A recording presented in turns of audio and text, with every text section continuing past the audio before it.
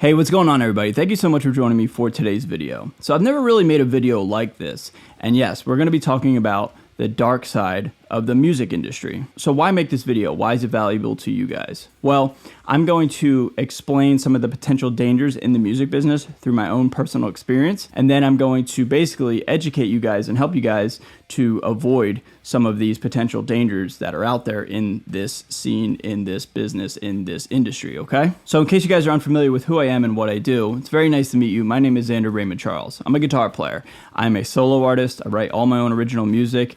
I ghostwrite and help collab with other artists, as well as I'm a hired gun with several different artists. Specifically in the past 2 years, I've done about a dozen tours. So I've been off and on the road really heavily in the past 20 months, give or take, and I've played with a bunch of different artists and acts and bands. So I want to explain to you guys what I've seen, what I've heard, what I've experienced myself, and like I said, I want to educate you guys on how you can avoid some of these potential pitfalls and learn through my experiences or learn through my stories, okay? So let's get right into it. All I ask is you like, comment, subscribe, and just help support this video and help support me, okay? Thank you so much for watching. Let's get into it. So the biggest one, the biggest danger, the biggest dark side of the music industry still to this day has to deal with money. Money is everything in the music industry, in the entertainment industry, honestly. There's such a stigma in the music business anymore. It's kind of going away, but it's still prevalent to this day, and that is there's no money in the music business anymore. And I have learned that that is not true. And I've said this in several videos before, but I'll say it right here. The old model of the music industry has no money really to be made anymore, but that does not mean that you can't make money here in present day 2025. You just have to update and rethink how to make money as a musician. So right off the bat, my recommendation to you guys, if you're a newer artist or you're looking for a big break, please avoid any sort of really stifling or constricting contracts. Whether that's record deals, endorsements, whatever, dude. Don't sign a contract just because it's a contract. I've seen artists that are starving for success and starving for their big break, right? And they'll sign a contract, and that's great. Okay, now they're a signed band, and now they're out there, now they're doing it. But what the public eye doesn't see is how much debt that contract creates for the band. Sure, they're getting exposure out there, they're getting, their name out there, but now that they're essentially owned by a label, they now have to recoup all that money, and that just means being a slave out there on the road and just constantly putting out music to just make up for all of the money that was dumped into the band. A label will sign a band, dump a whole bunch of money into them, but now they owe all the money that was dumped into them to get them out there. That's just such a common thing where the artist is so excited, they're signed, they made it, right? But now that you've quote unquote made it, now you owe the label hundreds of thousands of dollars, if not millions of dollars. I'll keep somebody private, but I had a phone conversation with somebody very reputable in a giant band a couple years ago, and the band was making a lot of music to exactly do what I just said, recoup all the money that the label essentially gave them. Now they owe the label all that money. We can go on and on with a bunch of different examples, but guys, if you're a newer artist, if you're a younger artist, don't be so stoked on signing a deal if it doesn't make sense to you. And that's the common thing with this video. It's make it make sense to you, okay? Just recently, I was offered a hired gun position for a one-off show overseas out of the United States. And it was a great idea on paper, but then when I did the math and I figured out how long I'd be away from home, what the show entailed, and then how long it would take for me to get back home, I would be away from home for about give or take 9 days. And when I did all the math, I was making only $40 a day the entire time that I was away from home. That made 0 sense to me. So I obviously turned the position down. It just didn't make sense for me. If you're a band that has like an opening slot on a big giant massive tour, what's the guarantee money that you're gonna make every single night? If the guarantee doesn't even cover your gas money, don't take that, because every single night you're going to be in debt to yourself because the guarantee won't even cover the travel expenses to go from point A to point B. And if you're on a 6-week tour, what's like $100 in debt times 6 weeks? Like, it's crazy just with the guarantee alone. Not to mention, you're not even making money yourself. You're just losing money on gas alone. What about eating? Are there per diems? Are there any sort of salary options? Is there a 1099? stuff like that. So this point right here, I wanted to put it in the forefront of this video, the dark side. Money is everything, man. You can make money in the business and you can live in the business very comfortably. There's a lot of people, tens of thousands of people in the music industry living very comfortably. But with the business deals, the money deals, you have to make it make sense. Otherwise, sure, you're getting out there, but at what cost, right? One final money example will have to do with guitar-centric stuff and endorsements is if you're signing a contract with a guitar company, for example, that's amazing. Congratulations, you're endorsed now. But what does that mean to you? Are you allowed to play any of your other guitars? Are they going to give you guitars? Do you have to buy your own model that the company is endorsing you? Like, what do you actually gain? Is it exposure? Okay, great. But that better be worth it to you because you can't go to the grocery store and buy food with a guitar company's exposure. You see what I'm saying? Okay, enough about money. The next thing, this is another common thing, but I've seen it in real world examples, and that is all the vices that come with the music industry and, like I said, the entertainment industry. I don't even really want to go into specifics because of YouTube. I want to keep it vague. You guys probably know what I'm talking about. Think about the vices out there. Yeah, those. If that's not your thing, just avoid it, man. Don't give in to peer pressure. Don't give in to the stigma of people who do those things, whether it's, A, B, or C. That does not make anybody cool. And luckily, that stigma and that rock and roll lifestyle, the blank, and blank, there's 3 of them out there. But if that's not your thing, don't feel the pressure to have to do that stuff. That leads you down to a very dangerous and slippery slope. And unfortunately, a lot of people don't get off said slippery slope. So please just don't give in to that stuff, man. It's not worth it. If you're in this industry for that stuff, then by all means, you're in the right department here. You're in the right career field.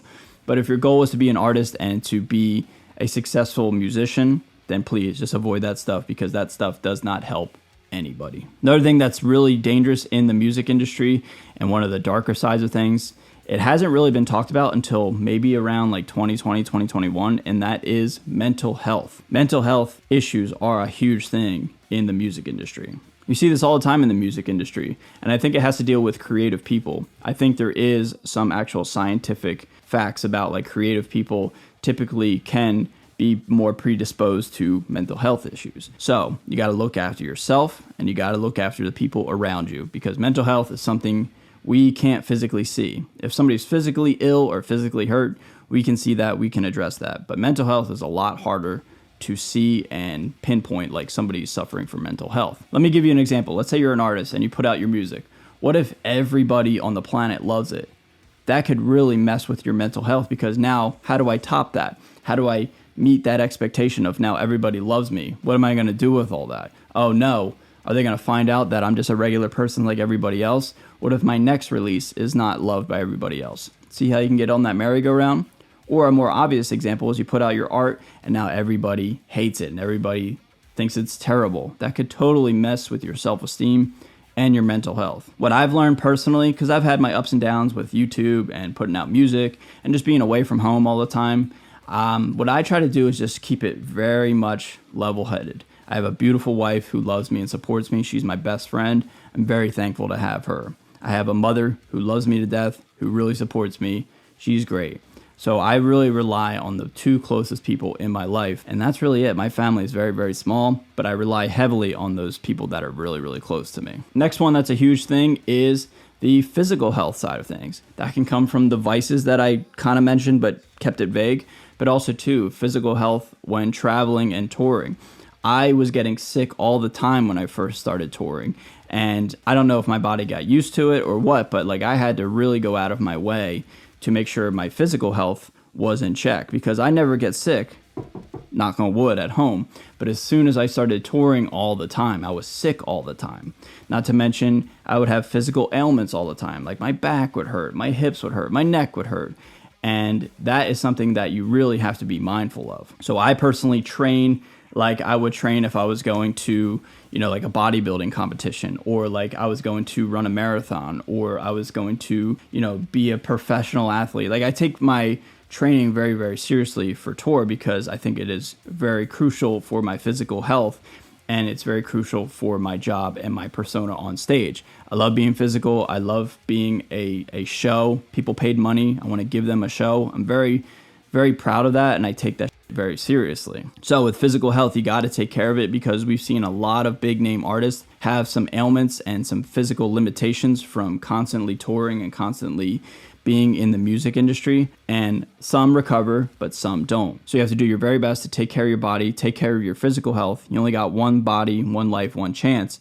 So please take care of it, because the music industry, just constantly traveling and constantly touring, not eating a lot, not sleeping right, etc., it can really take a physical toll on your body. Here's one that's kind of interesting, and it doesn't necessarily have to directly relate to me or you, like personally, but it's a dark side of things out there, and that is the fake musicians that are out there ever since TikTok and Instagram Reels and YouTube Shorts became a thing. There's so many examples out there of fake musicians who will like time align everything, who will fake guitar play and then play a MIDI track and then pretend like they're playing over it, like a bunch of crazy stuff out there. It's really interesting to see, and I'm happy at the fact that people are being called out and being found out about this stuff, but it is still a huge problem very, very recently. I've been called a fake musician a lot recently, and I don't take that really personally, because I think a lot of people aren't even really sure what's real and what's not. I've made a dedicated video on my content where like I crank up the frame rate and the shutter speed, and then it makes the strings look like they're like spaghetti through the air. People call that fake all the time.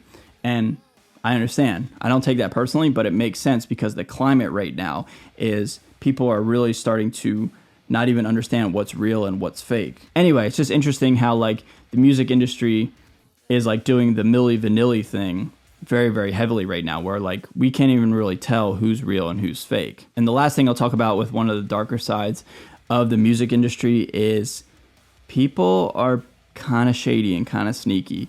That is a trope that I never really believed until I've seen it firsthand. There's one obvious example that I made very public about 3.5 years ago, and it was kind of a big deal. I don't even really feel like talking about it right now. You guys who have seen that know exactly what I'm talking about. But people are fake, man. People are sneaky. People are shady. People are trying to find ways to manipulate others, to use people as stepping stones, etc. It's pretty gnarly out there. I've had people in my life who were acquaintances, and I would call them like long distance friends. And then all of a sudden, out of nowhere, they would ask me to do something for them, or get me to use myself as a stepping stone to have them get to somebody else. Like I was a middleman. And that is just such a bummer to see, to feel, to experience in real time. So it's just interesting, man. People can really turn into monsters, as Mick Thompson once said. People really show their true colors when money's involved, fame's involved, success, all that crap. So you just really have to stay centered, stay grounded, keep your circle tight, and just understand that, you know, not everybody's your friend, and people could really be out there trying to use you, and they might disguise it as like being your friend or being close to you. So everybody, that's my list on the dangers of the music business.